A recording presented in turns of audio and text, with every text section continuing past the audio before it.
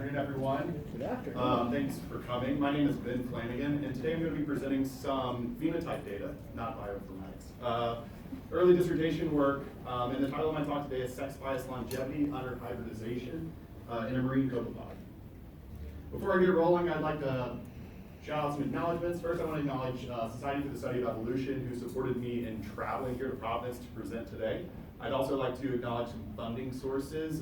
NIH supported the research, as well as I have to acknowledge my co-authors for this talk, including my advisor, Suzanne Edmonds, and Ning Li, who will be presenting immediately following me.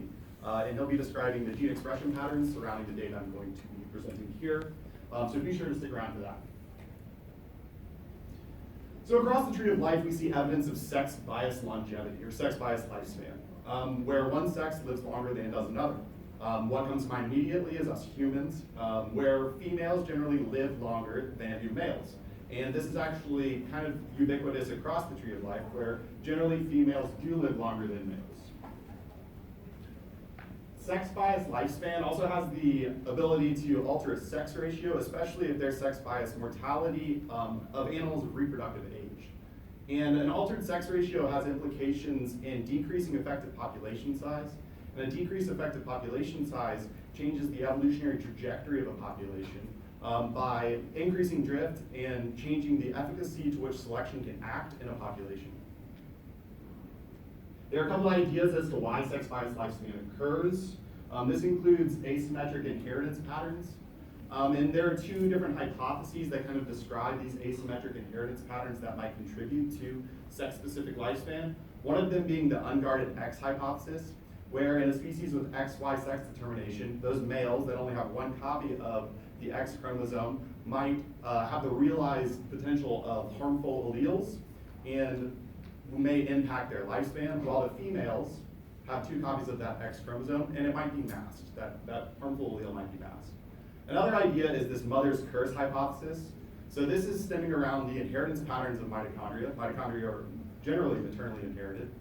And so males, there might be male harming alleles segregating within a population, and those male harming alleles might not be purged from the population because males are treated as evolutionary dead ends because they are not contributing to the next generation of mitochondrial haplotypes.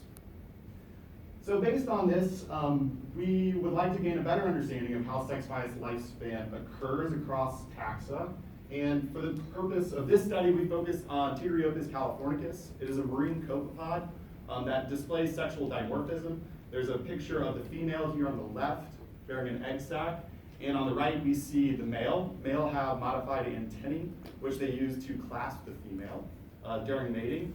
And what's interesting about this system is that they don't have sex chromosomes. They have what you call polygenic sex determination, where there are multiple portions of the genome that contribute to sex. So right off the bat, we can go ahead and eliminate that unguarded X hypothesis, but there might be still some evidence of mother's curse in this system. They're a useful laboratory organism because they perform a mate guarding behavior, where males will clasp an immature virgin female, wait for her to become receptive, then mate with that female, and the female stores sperm throughout her life and iteratively produces clutches of larvae or offspring sired by a single father. Another interesting thing about this organism is that generally, when we look at a variety of abiotic stressors, females are more stress tolerant than are males. Here I've just displayed some hydrogen peroxide tolerance in terms of lethal time 10, where on the left we have females and on the right we have males. And we can see that the females are surviving at a higher rate than are the males. And there is an idea that oxidative stress tolerance is correlated with lifespan. This species also occupies a wide latitudinal range from Baja California to southern Alaska. For the focus of this talk, we are using two different populations, SD from San Diego, California, and FHL from Friday Harper Lab in Washington. We use inbred lines, two different inbred lines, one from San Diego and one from Friday Harper, to perform reciprocal hybrid crosses, where we mated a San Diego male and a San Diego female and produced what I'm going to refer to as the SS cross. We also performed reciprocal hybrid crosses where we have a homogeneous nuclear background and two different mitochondria. Again, no sex chromosomes, so the nuclear genomes are relatively homogeneous, but they differ in the cytoplasm, where SF indicates the maternal contribution coming first from that San Diego line, and the FS indicating the Friday Harbor mitochondria coming from that Friday Harbor mother. As well as we have a parental line of FF, which was a Friday Harbor male by Friday Harbor female. So we perform these crosses and we allow the animals, or the females, to hatch their offspring. At hatching, the animals are indistinguishable by sex. You can't distinguish males from females. So we allow them to develop for 28 days, and at 28 days after hatching, we then assign sex, either male or female. Then after we assign sex, we then follow them throughout their entire lifespan and estimated longevity. So we have two basic questions surrounding this experiment. First, is there sex bias longevity? And we're running on the prediction that females are going to live longer because we see this increased tolerance of most abiotic stressors, and most importantly, that increased tolerance of oxidative stress. Also, based on our crossing design, we can begin to discriminate what the underlying genetic architecture of longevity is in this species, and we can ask if there are different genetic architectures contributing to male and female longevity.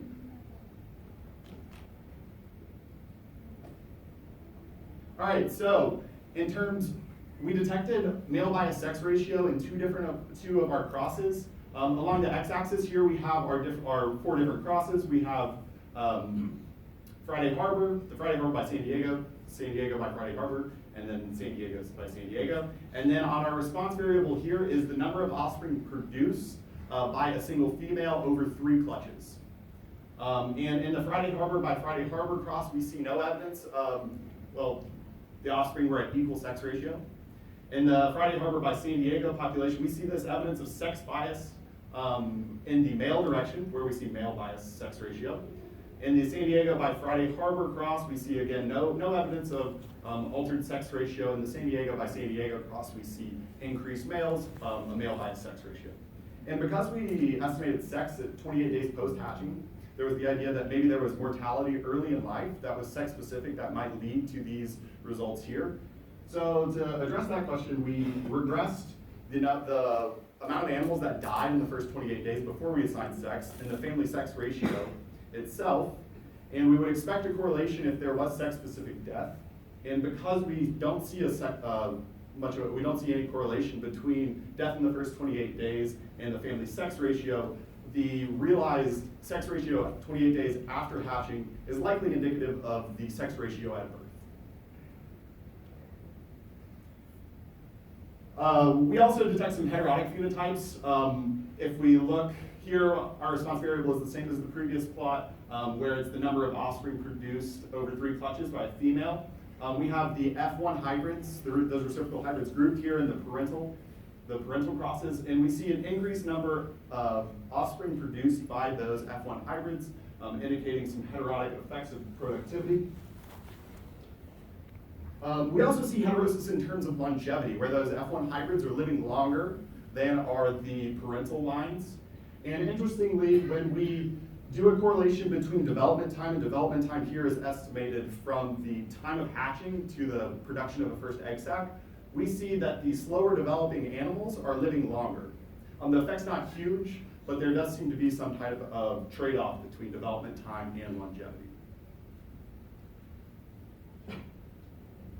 All right, if we look at the sex-specific longevity, across the x-axis here we have time in days, and along the y we have the proportion of survival, and each point represents a mean of 8 replicates, and the variation, those error bars represent standard error of the mean. And if we just take an eyeball look at it, it looks like males are surviving at a higher rate.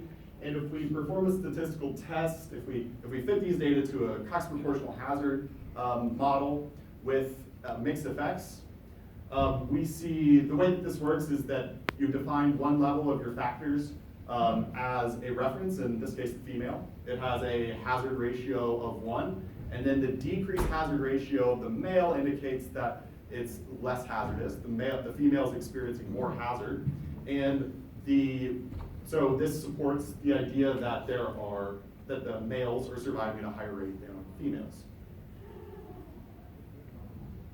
If we look within each cross, these 4 different crosses, the Friday Harbor cross, indicated here in pink or red, is surviving at a lower rate than both of the hybrids, as well as the San Diego parental line. And if we perform that same Cox proportional hazard test here, we can see that the FF cross is experiencing a higher hazard than both of the hybrids, as well as that SS parental line, and there appears to be no difference between the hybrids and that SS parental line.